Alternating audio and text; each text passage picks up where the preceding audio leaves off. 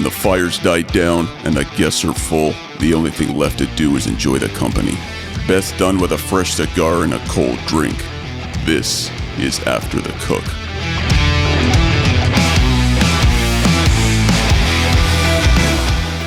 What's going on, everybody? How are we doing today? It's another episode of After the Cook with my man, the Barbecue Buddha, and myself, Mr. Dark Side of the Grill. How you doing today, Mr. Buddha?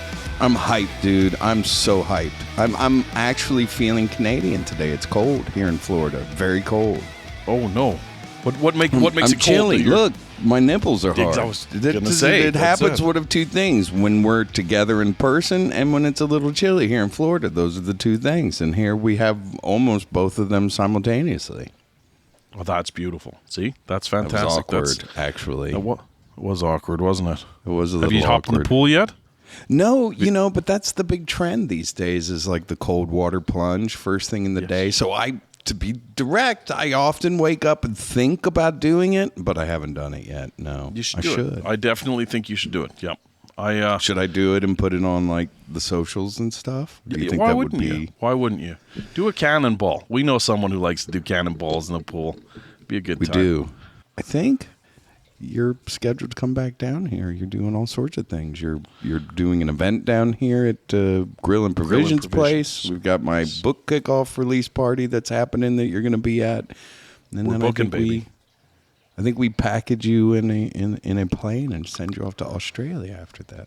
Right. That's it. Just so happens, Australia, ladies and gentlemen, Mel's going to be going to Meat Stock, and guess who is on the show today?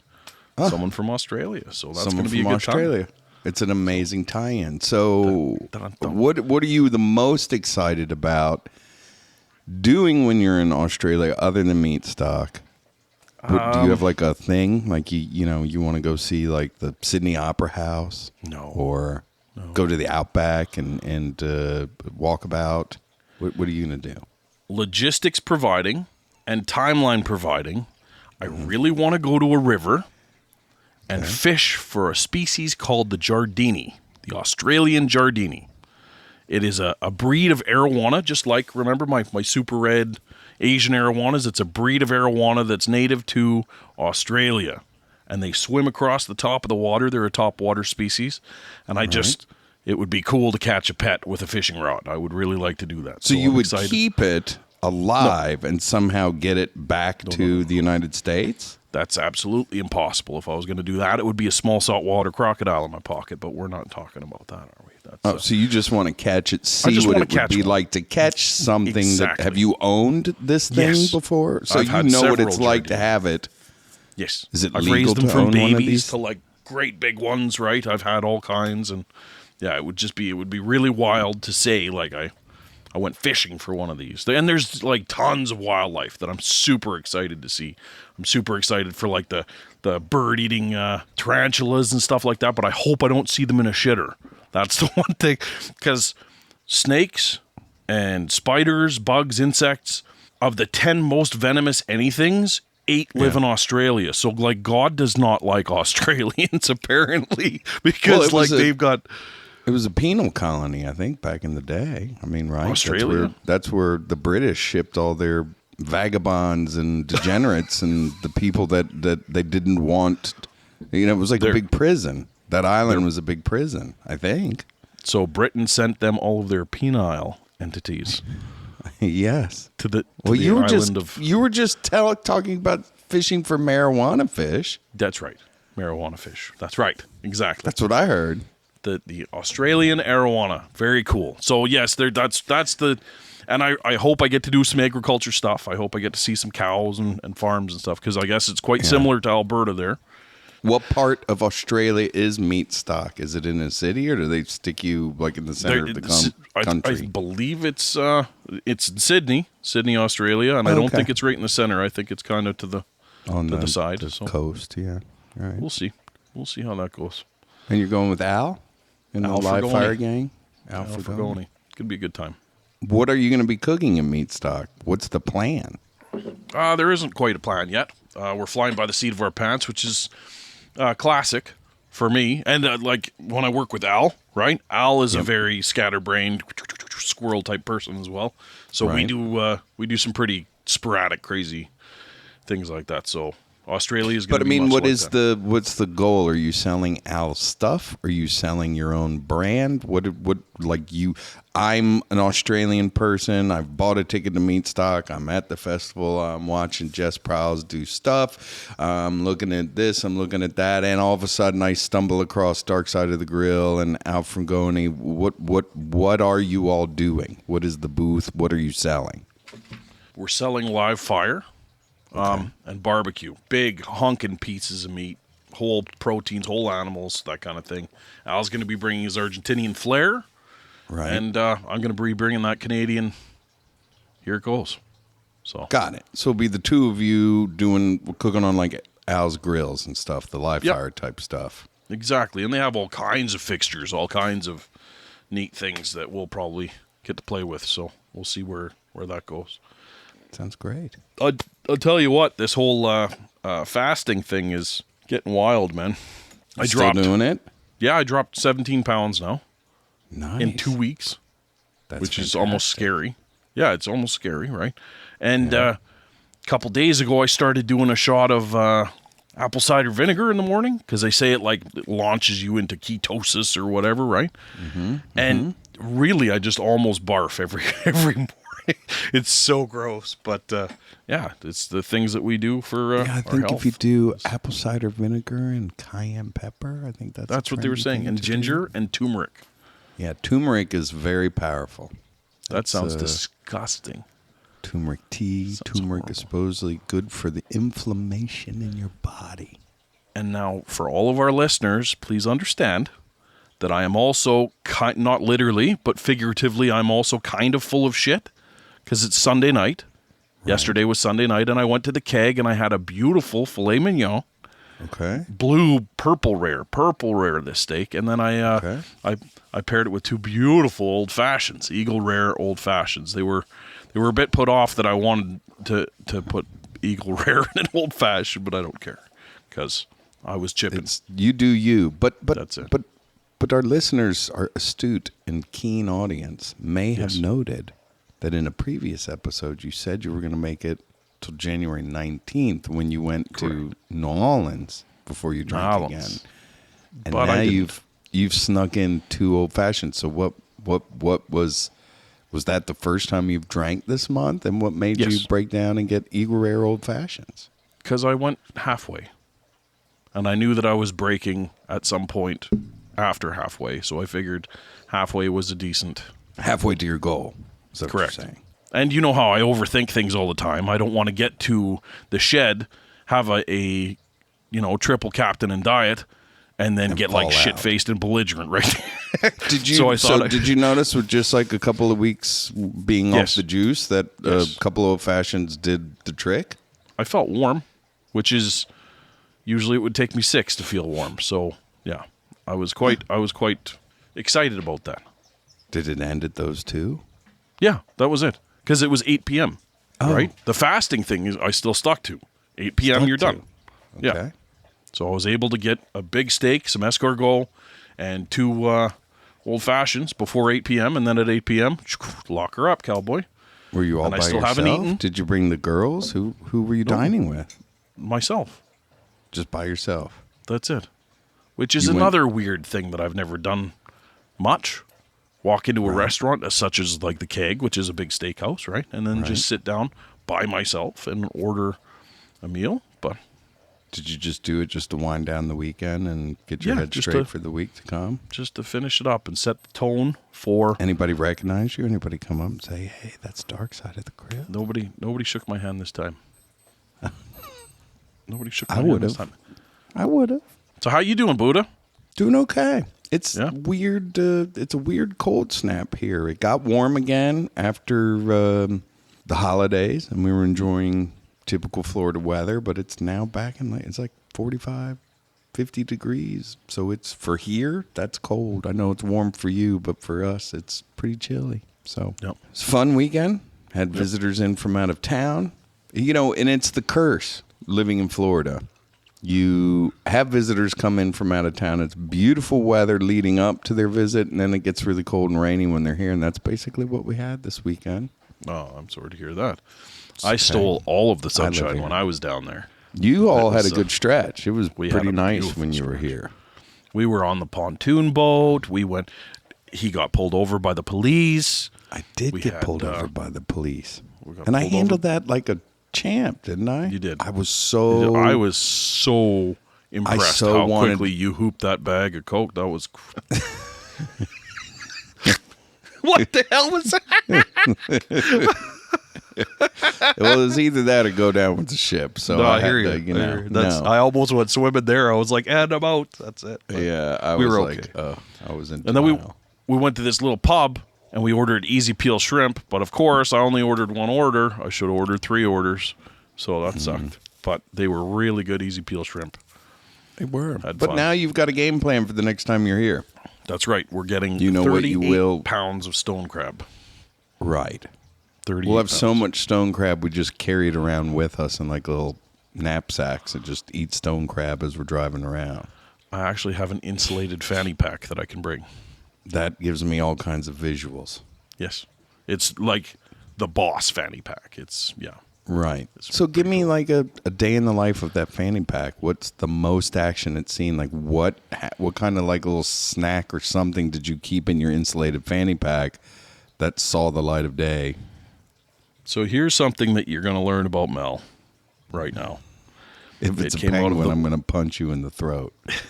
It came out of a box. Okay. And it had a good once over, and I, did a couple zippers and maybe a snap, and then I hung it on a wall where I then forgot about it for 3 years until just now.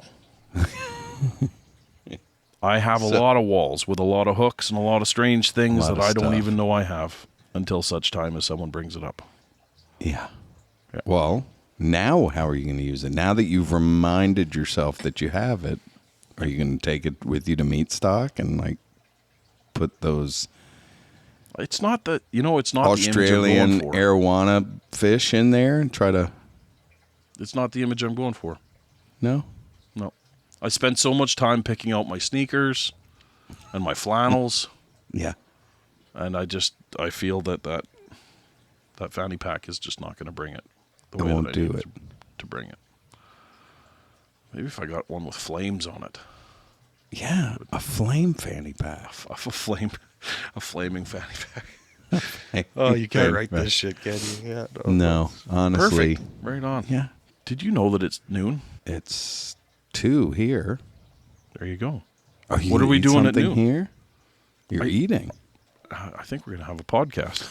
Oh, I see what you're saying. That was a gentle reminder that I needed There to we- do my job. Okay, well, I thought you were talking about breaking your fast. Well, ladies and gentlemen, Mel mentioned earlier that he's going to Australia, but as a little teaser, we've brought Australia to After the Cook.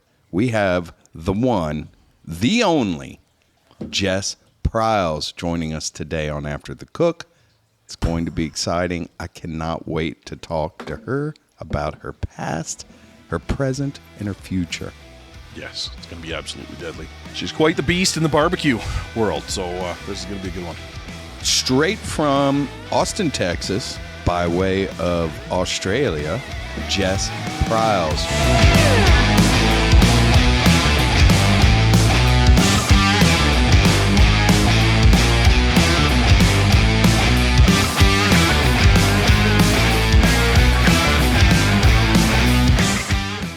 Hi. Hi, madame. How are you doing? If you Good, how are y'all? scooch a little bit over, it'll look like those antlers are coming I out of know, your that head. happens Now that would sometimes. be killer. Our There you views go. and likes would go up exponentially with There you go. Jess with horns on her head. That's Yeah, it. now I'm purposefully leaning. So Yeah. thanks for the heads up. You're welcome. How are you? You look cold. I'm doing great. No, I mean, it's not, it's fine. It's, Texas winters are not something you can complain about, honestly. So, like I say that watching people shovel snow just to get to the grocery store. So we don't have to do that, which is nice. Yeah. Yeah. Wait, and whereabouts in Texas are you? Austin? Yeah, nice. Yeah. Right on. Yeah, that's all the good joints sucked in there, eh? That's Yeah. It's It's all- not a bad place to be.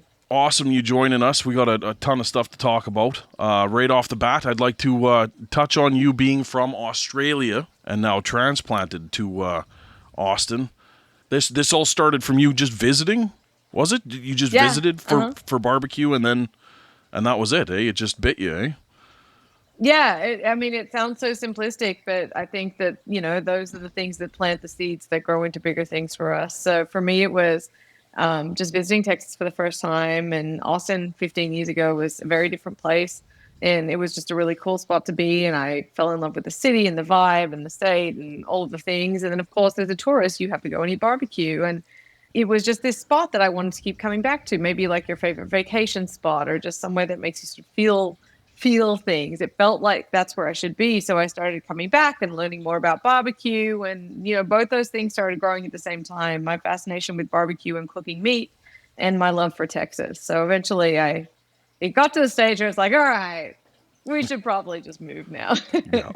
Well, what came first?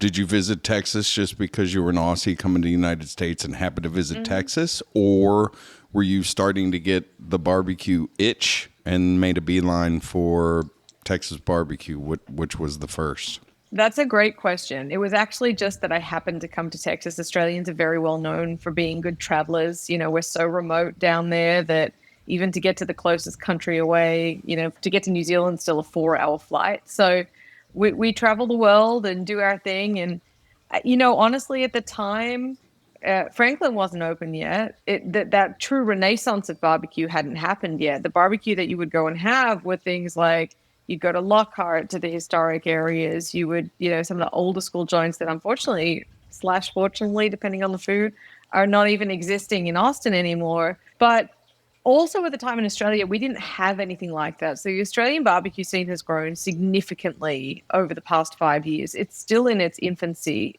The idea of barbecuing being slow smoking, offset cooking, it just didn't exist there. So I didn't even necessarily know what barbecue was in order to pursue it.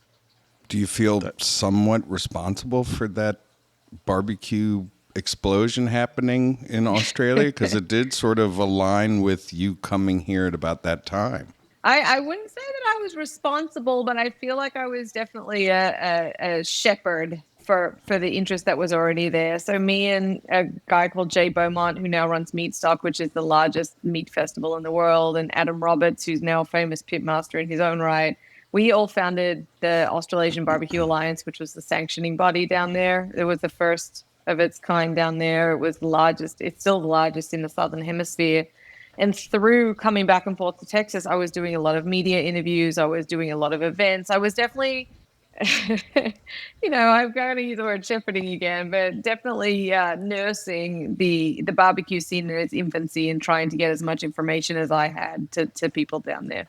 You just captured lightning in a bottle. You happened to visit Texas. You happened to fall in love with brisket, led to barbecue, and coincidentally, your homeland was also having this sort of epiphany, and the two were better than the one. It galvanized. Yeah, I mean, I think that a few of us who are really like living the religion of barbecue were responsible for hyping it up down there. I feel like we really we're nearly like barbecue missionaries telling the gospel of smoked meats. So. When you talk about something with passion, it ignites in other people as well. 100%. Now, have you ever thought to yourself, geez, if I had inadvertently visited Coney Island, I'd be hot dog carnivore right now?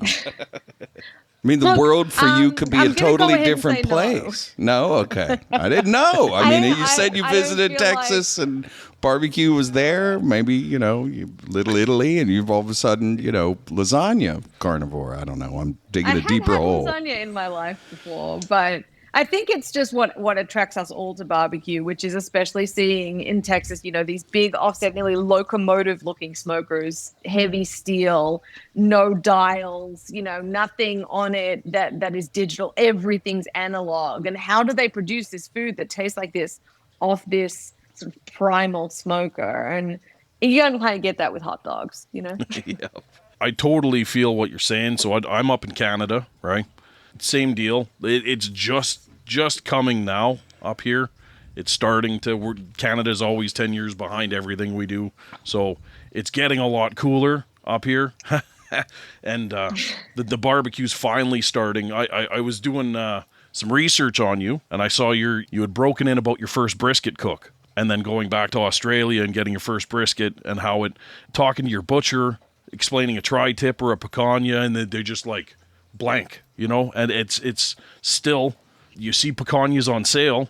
You go in there and they've cut them into steaks and then mechanically tenderized them. And you're like, look, what have you done to my boy? You know what I mean? Like, it's brutal. So we're slowly bringing it up here as well. But, and like you say, Canadians don't travel much either, which is weird because we're kind of, but you just, when you're in your own backyard, right? You don't really, and it was barbecue for me that got me down there. And oddly enough, Texas was a big one for me as well as soon as I hit there. I did the exact same pilgrimage you did and just starstruck. Everywhere I went was just, it was perfect. So, yeah, it's super cool to hear. And you've definitely done something amazing with Australia. I met Jay, actually. We talked about you beforehand at the American Royal. And one of the things that I'm dying to ask you is from an agriculture standpoint. How similar is Australia and Texas? It's a great question. So I guess just for a little bit of context, I think one of the interesting things about about my journey that I find interesting is that I grew up in a city of 5 million people, very detached from agriculture. So I knew that those were cows in the field, but, didn't know the difference between a cow and a steer kind of thing. And it was in learning about barbecue that I had to learn so much about the ag world and even country agricultural towns in Australia that I never would have visited having lived there. I've nearly seen more of country Australia on my trips back home to do things, like feedlot associations and what have you. So, Australia's a very big country, like US, like Canada. There are a lot of agricultural similarities. Usually the equivalent's drawn between Queensland in Australia and Texas. So they're both sort of similarly away from the equator. They have the same climate and things like that. So where I'm from in Victoria, which is down south, so remember it's all in reverse, right? It gets colder as it goes down south. That's where we have sort of more lush grass. You'll see more grass-fed product, nearly like Vermont kind of vibes. Or similarities, whereas the further north you go, the more kind of scrappy and arid it is. So that would be more on par with Texas, at least as far as cattle is concerned, if that's what you're asking. Yeah, no. But there was a huge difference nationally between US and Australia. So one of the things that we came up against with butchery is we came from a British style of butchery. And then there was a huge difference in general in the industry. So we were slaughtering earlier. We didn't have the same genetics that the US had. A lot of the Angus programs in the United States have come from Montana Angus genetics that have been curated much, much longer than what we have been doing in Australia. But having said that, Australia also focused on Wagyu before America did. So you're seeing some incredible Wagyu programs come out of Australia now too.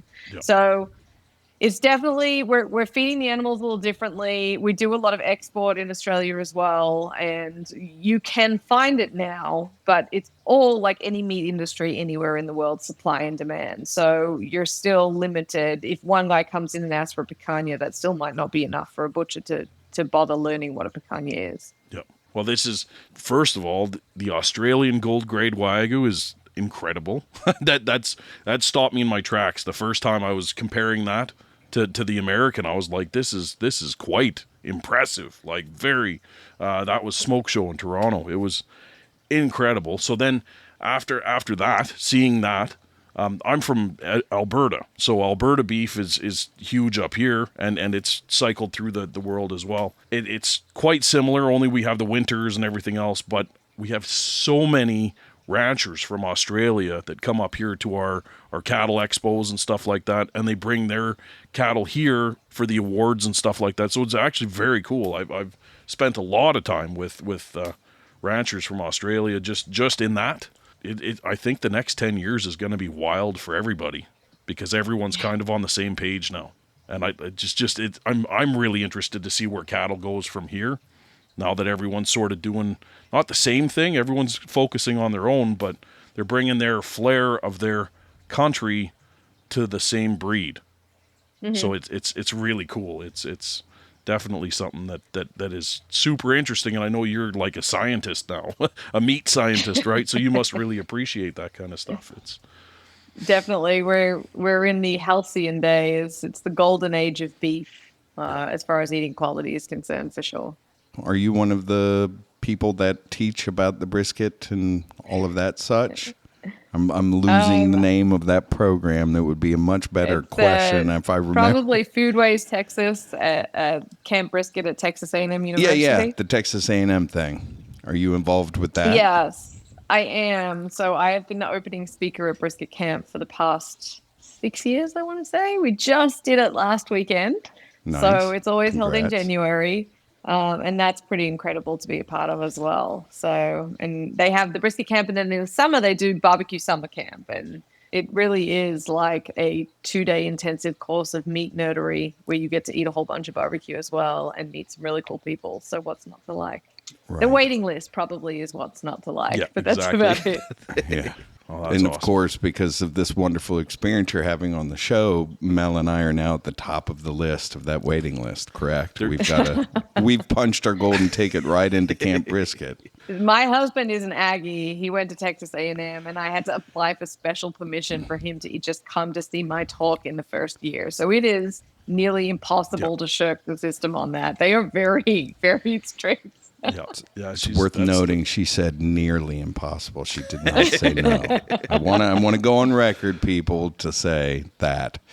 Do you still run Burger Mary? Is that out there in the world somewhere? Was that your first entree into the blogosphere? Yeah, that was just a blog that I started when I was traveling back and forth to Austin. I was eating a lot of burgers and Bloody Marys at the time, which is where the name Burger Mary came from. And so I it's nearly like, those little travel journals you keep as a kid, like, today I went to SeaWorld. It was the adult version of that from my trips to Austin. And then that morphed to me talking more about the restaurants that I was eating at and the barbecue food, and then sharing some recipes. And then it became so far from what it was originally started as, which was a true blog, that I just converted everything to the website under my own name, which is Primary Recipes now.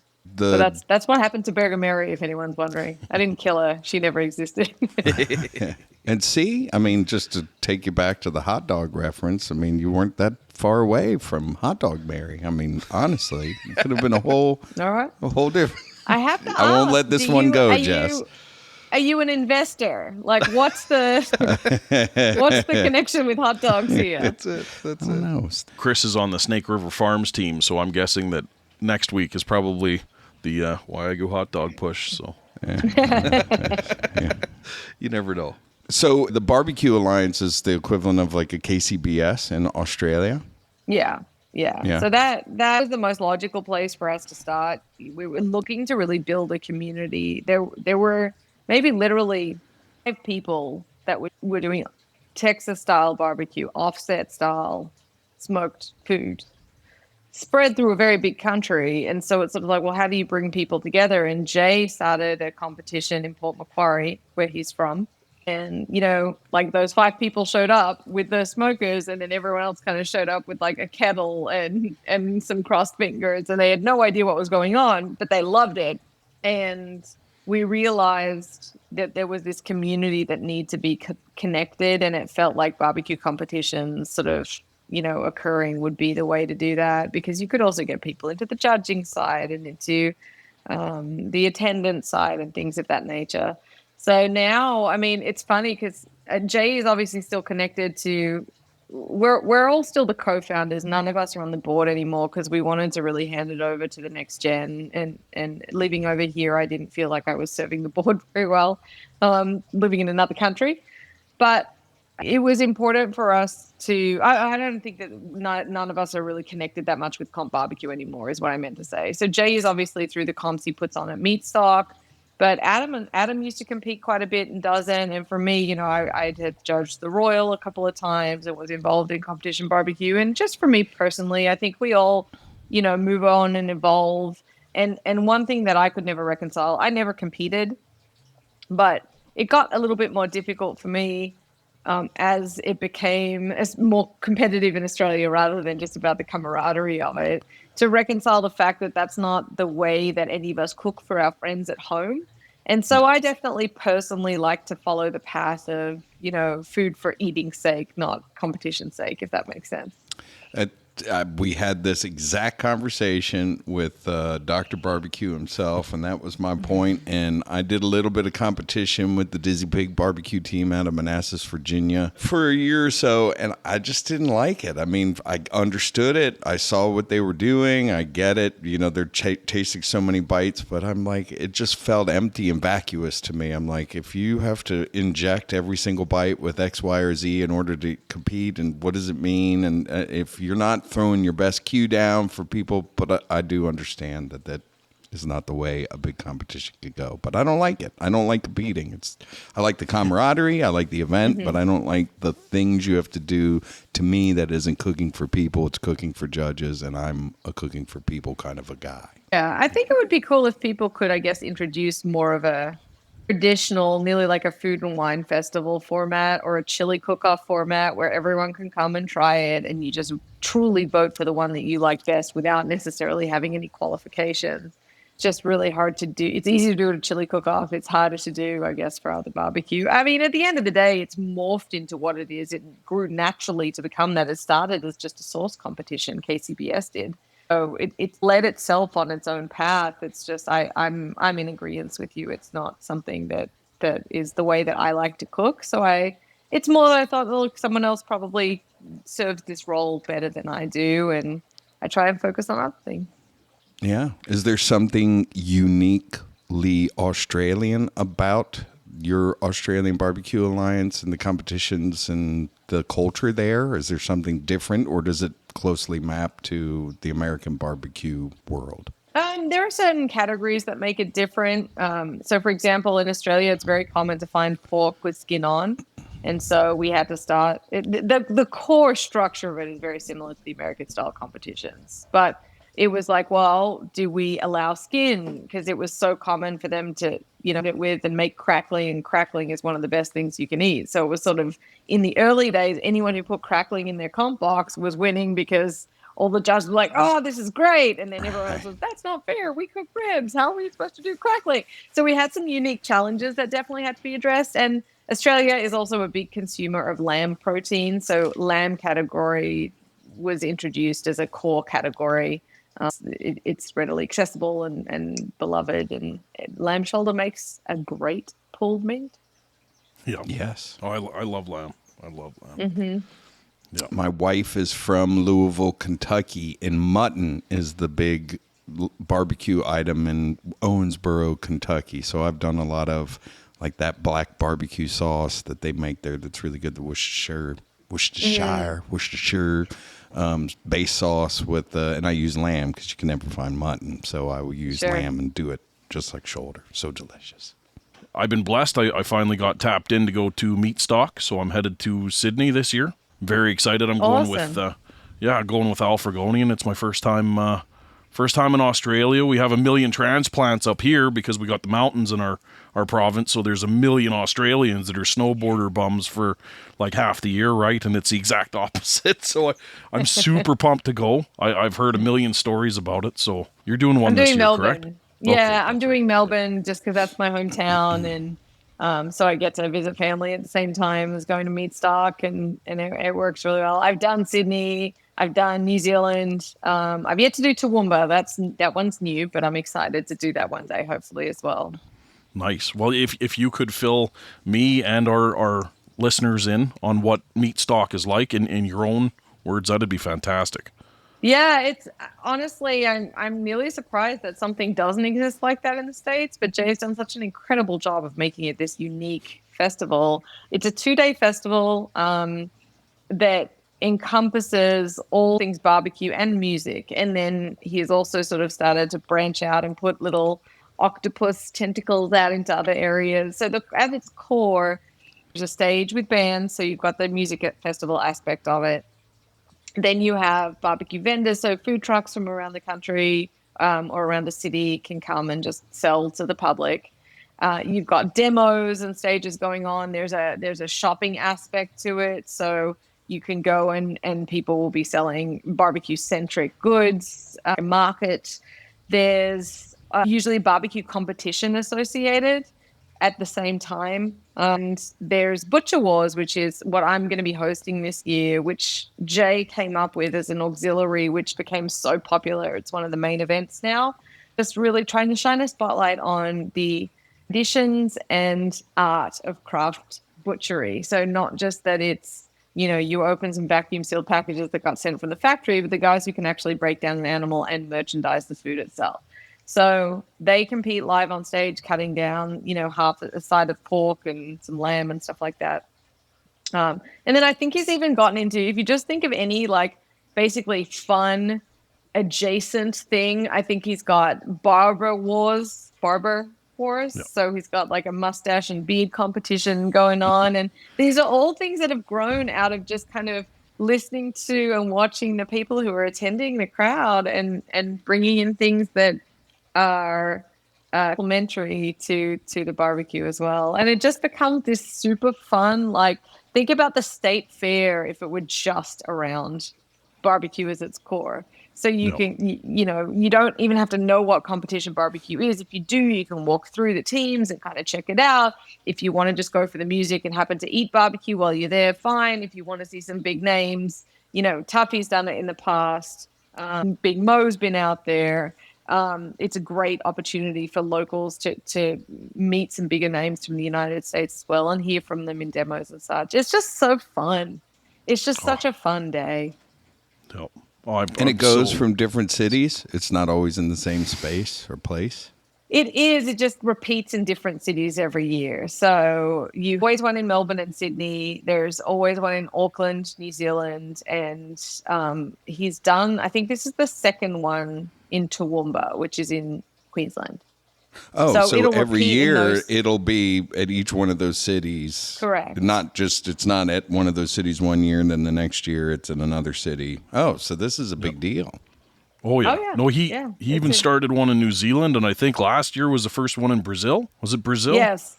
Yeah. I don't know if they did a meat stock in Brazil. I know they did a Butcher Wars. Maybe they didn't, but I thought it was definitely a Butcher Wars over there. But it's just speaking that universal language that allows it all to be brought together.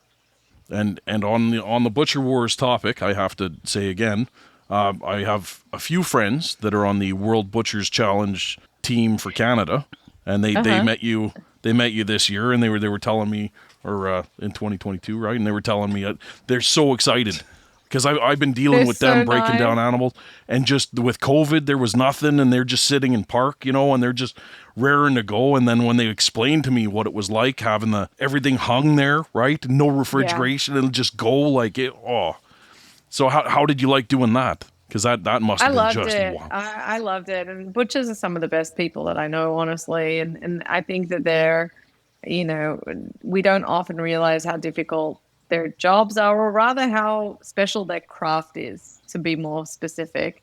You can butcher an animal, but there's a whole other thing to really cutting it up and creating meals for people, which old school mom and pop butcher shops do. So they'll come in and have ready to eat concepts for you. They're supposed to guide you on the cooking as well. And Canada was just the nicest people. So Peter's the captain, I know Corey Meyer really well, and Elise, but Taryn competed in Butcher Wars in Auckland, and then I met her. So the World Butcher Championship took place in Sacramento, and it's literally equivalent of the Olympics of meat. So they had 13 teams from around the world send a team over, and it was held at an arena. It was at the Golden One Center. It was amazing. So that morning they had these huge H-frames or A-frames or whatever they call them out of steel, and they hung up an entire side of beef, an entire side of pork, a whole lamb, and 5 chickens. And the challenge more than anything was, as any of us would know, when you start to cut meat that is warmed slightly, it becomes a very different beast. And so they really had the challenge of not only getting all of that cut up, merchandise at the same time, they were also judged on how well they used their product, how much trim was left, but they had the added challenge of an audience and that it's not a refrigerated setting. So it definitely would have gotten much more difficult as it went on. Yeah.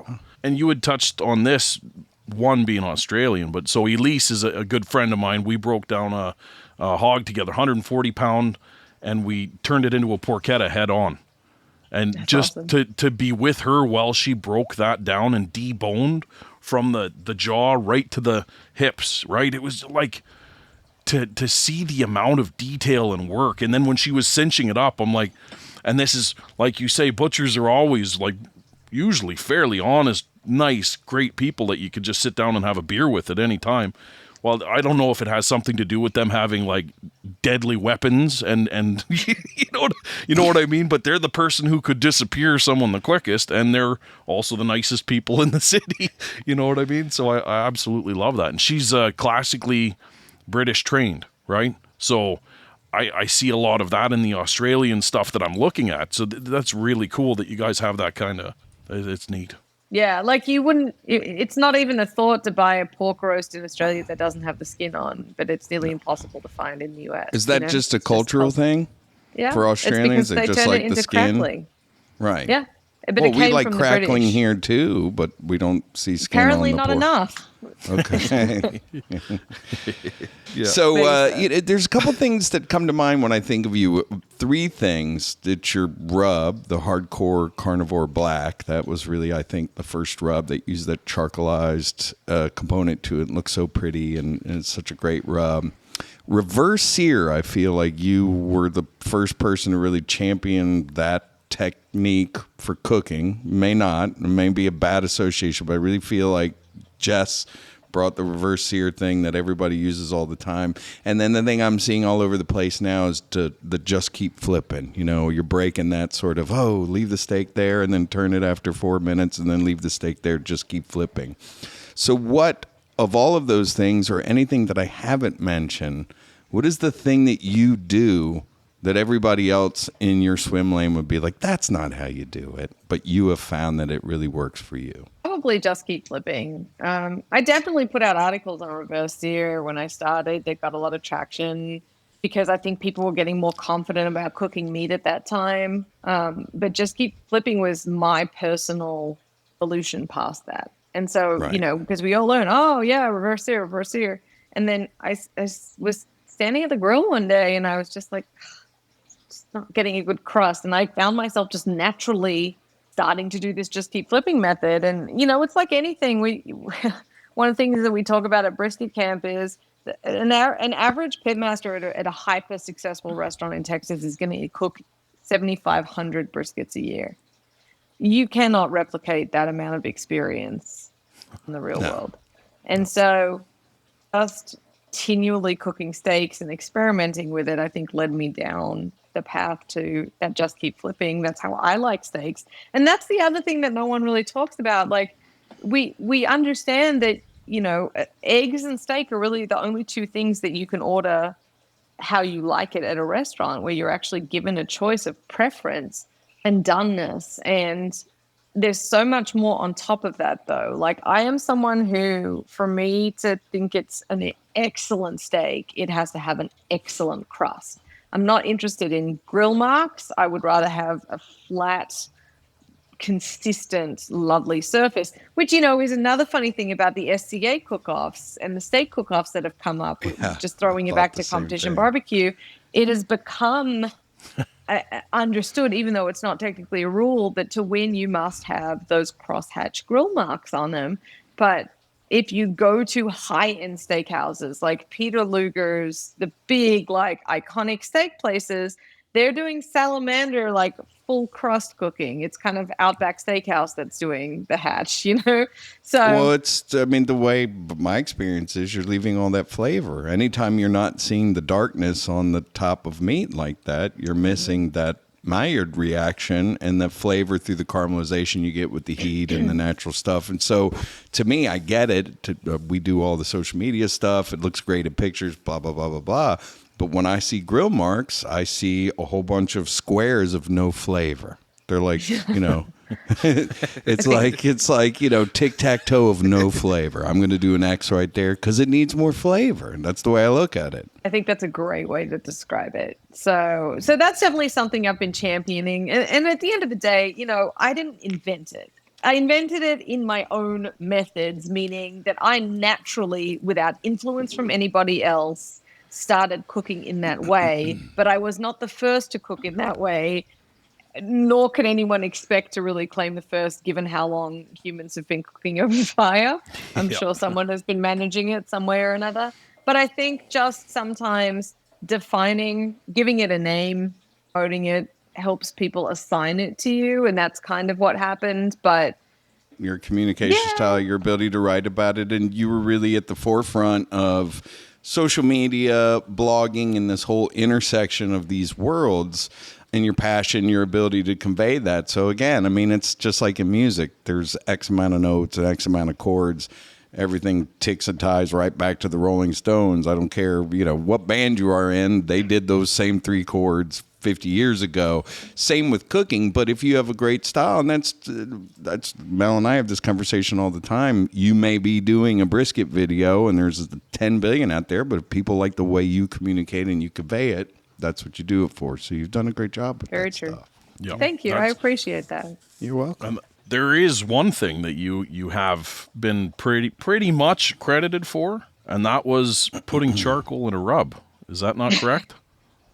Yes. I'm pretty sure that's correct. No one's actually come out and said it, I think, but I will say this. I was not aware of there being any other rubs. There were 1 or 2 that existed that had been around for many, many years and were hyper regional. Like, I've got this whole disclaimer that I have to make now, right? Because it's like it's the same thing.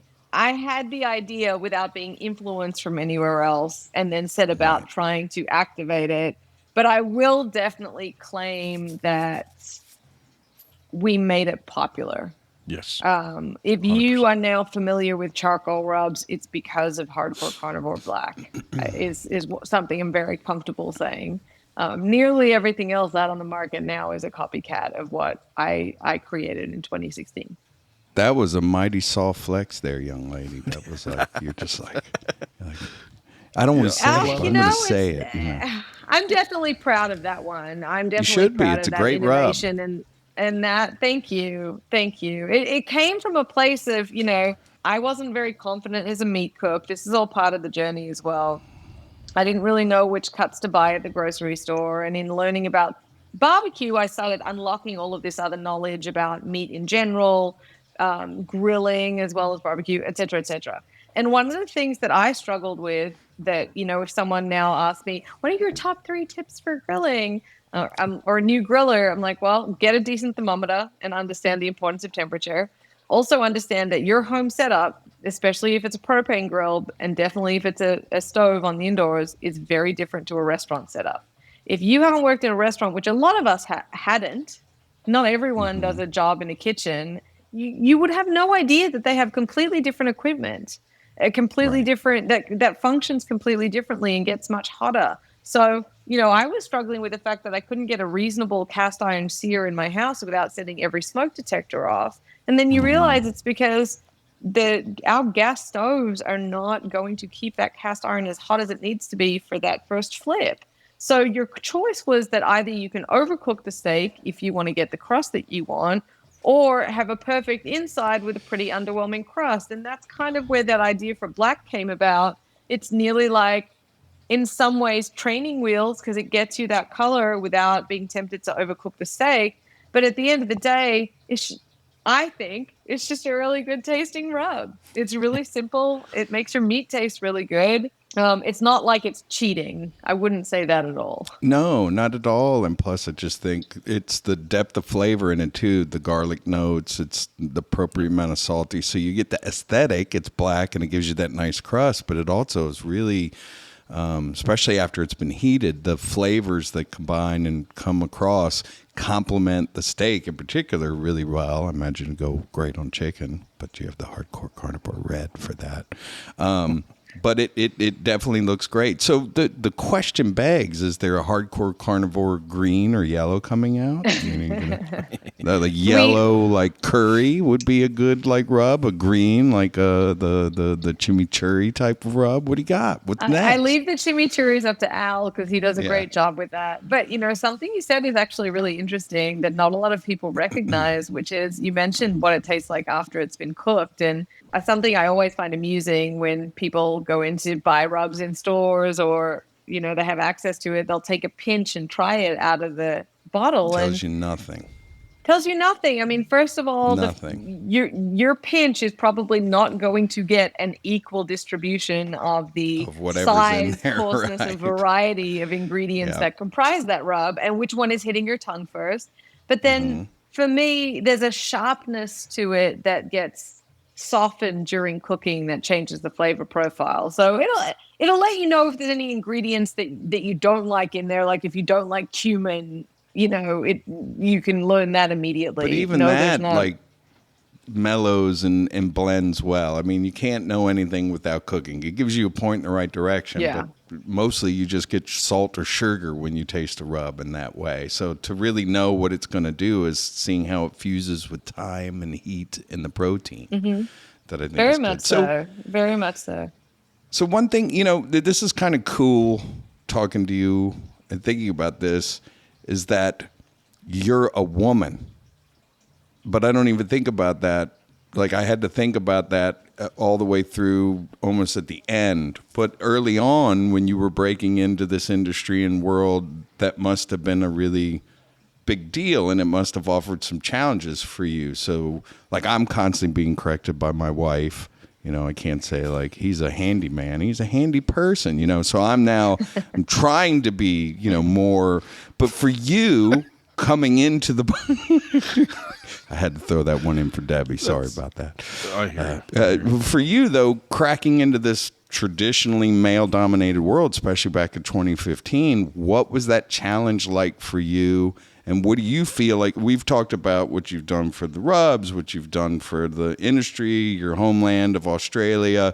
You've done all of this for the barbecue world, but we've left off a big aspect of it. You're kind of like one of the pioneers of women in barbecue, women in the culinary field. And now you see them everywhere, but you didn't when you were on the scene in 2015. So what are your thoughts on that? Tell us a little bit about that path and your journey to get to where you are today. Yeah, I mean, it's true. Obviously, there are lots of great women that came before me, especially in the competition barbecue world. Melissa Cookston's a very obvious one, but I like that you have said that it nearly didn't occur to you in some ways that I'm a woman. Like it wasn't a consideration point for us talking today, because that's how I want it to be. I want people to receive my advice, recipes, because they're really good, not because I'm a woman. I earned my place at the table, I think, from hard work and lots of research and making sure that my recipes work, that my meat science knowledge is to the point where it's university accredited. So I deserve the voice that I have built for myself from that aspect. And I think there are pros and cons to it, honestly.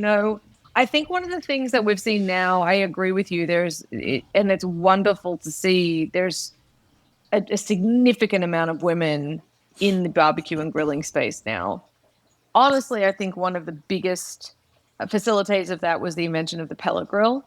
And that's not to say that women can't operate smokers, because they absolutely could. It's nearly like the men were keeping it a secret to try and get their backyards to themselves so they could drink beer in peace for a while.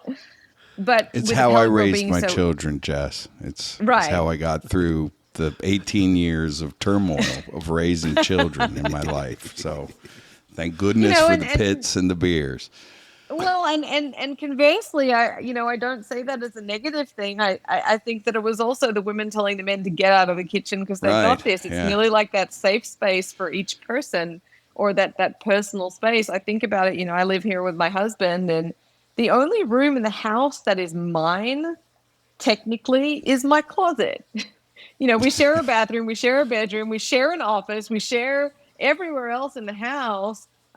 He also is not allowed in the kitchen or on my grills, but that's a very unique situation. But I think that's where it started. However, with the pellet grill, because I know that for me it was, I don't know how to grill. It's too dirty. It's too complicated. Not sure about it. And it just made it more accessible. It's made it accessible for men and women alike, honestly. And I think that opened the door to people not being afraid to create smoked dishes, and that's sort of where it started, and it starts rolling from there, which I think is just a good thing. The more people that are involved, the more ships float on a rising tide, right? But I think there are some nuances, honestly. For every benefit there is to being a woman, there's a detriment. And for every detriment, there's a benefit. So it all evens out in the wash. And by that, I mean, there may be deals or opportunities that I've gotten because someone was looking to be more diverse. And for every one of those, I might have missed an opportunity because I can't. They wanted, yeah. Well, yeah, or I can't, it's not as easy to bro down. So, for example, I can't, this is going to sound really weird, but go with me on it. I can't randomly DM someone or slide into your inbox as a woman to a man without sort of clarifying that it's not like that. And no, I'm married and nowhere here just to talk about me. There's sort of this awkwardness. Yeah, even that. There's an awkwardness that's there that I think allows men to men to make some connections a little easier than men to women as well, so whether it's a celebrity messaging going like, your stuff's sick, I want to, I'd love to cook with you sometime. Sometimes there's just a weird dynamic about the man woman relationship that I think makes it easier for men to men. But again, it's kind of a wash. But I will say that I have worked my ass off and continue to do so to be where I'm at. I do have to say, I've spent a ton of time with Danielle behind the scenes, right? Diva Q. Even Christina Fitzgerald, right? We met her at Memphis in May, and then I met her again. It's nice that you don't do the whole punch you in the face beforehand kind of thing that some of the ladies on the circuit do. You know what I mean? You're a lot more approachable, which is awesome. Like insist too hard. Yeah, I am actually intimidated of Christina Fitzgerald, and like I'm a pretty big dude, and she when she's on point, she's on point. There is no You're definitely, you carry yourself a lot more professional, not professional. I don't want to say professional, but you're definitely a lot easier to deal with, I guess, or take in than a lot of other people on there, and that's really cool because I appreciate that. That is a very kind thing to say. I know Danielle personally, and even she and I went through a little time of being more grating than everything being greased up and smooth. But I think it's just because she is someone who I definitely would say has paved the way.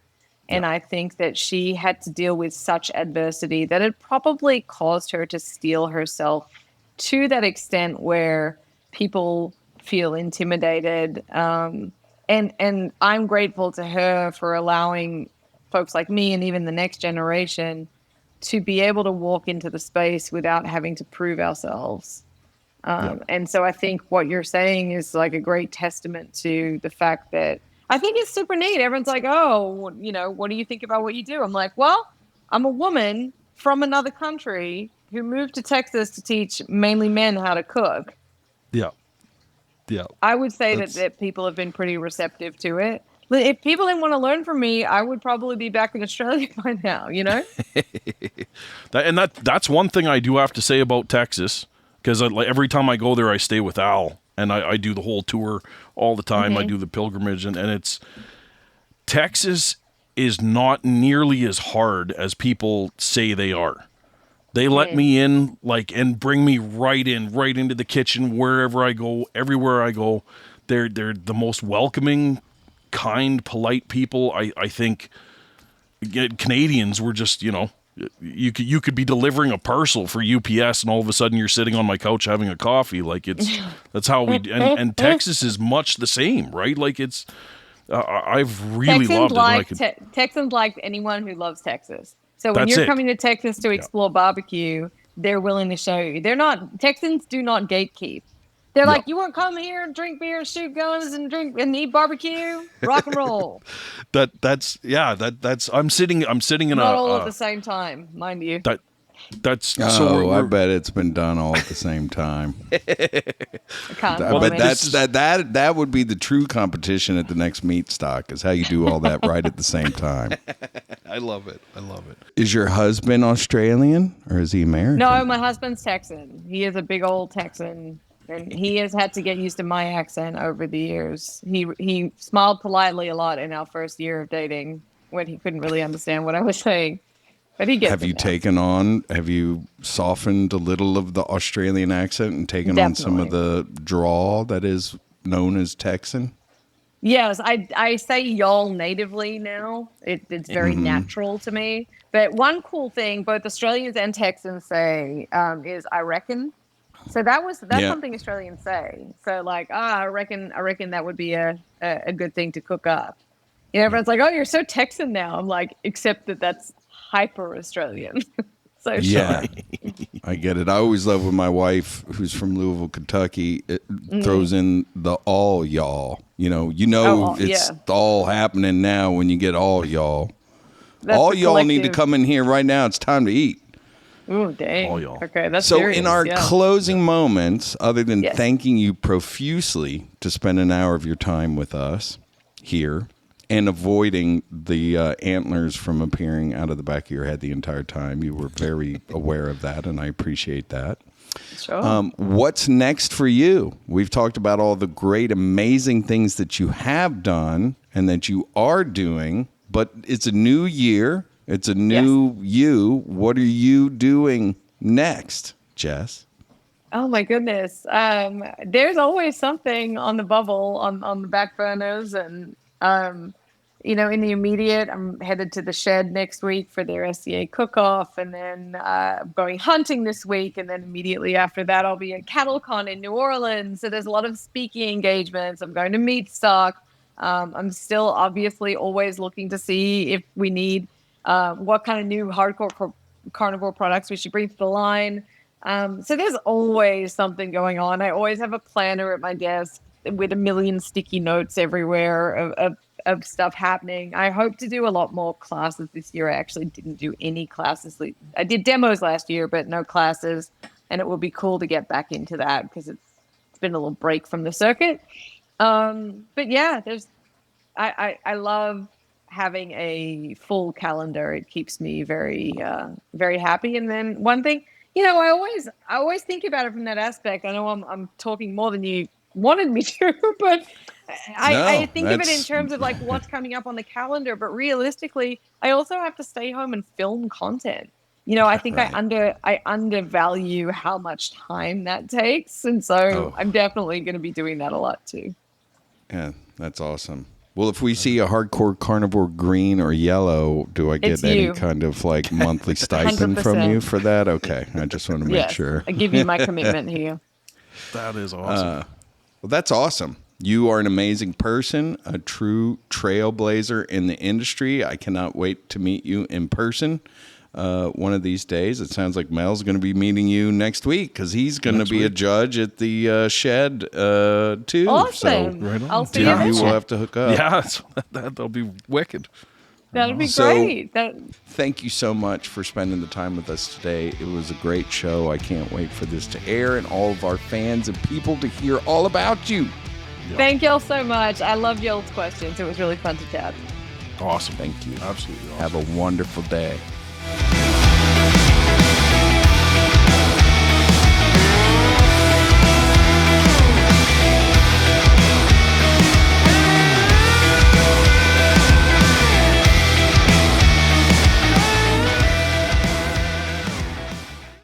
Well, that was a fantastic interview. I thought I knew everything about Jess, but I feel like now I didn't know everything about Jess Pryles. But honestly, I find her refreshing. I do. I really like how she carries herself. When she gets really super scientific, right? Like you were asking about the camp brisket camp. Yeah. I've seen clips from that, and I could listen to her all day because she's very well spoken, and that's my big thing. So well, you know me, that's the kind of the way I like to approach how I do things is be more detail oriented, and here's how you do it, and here's why.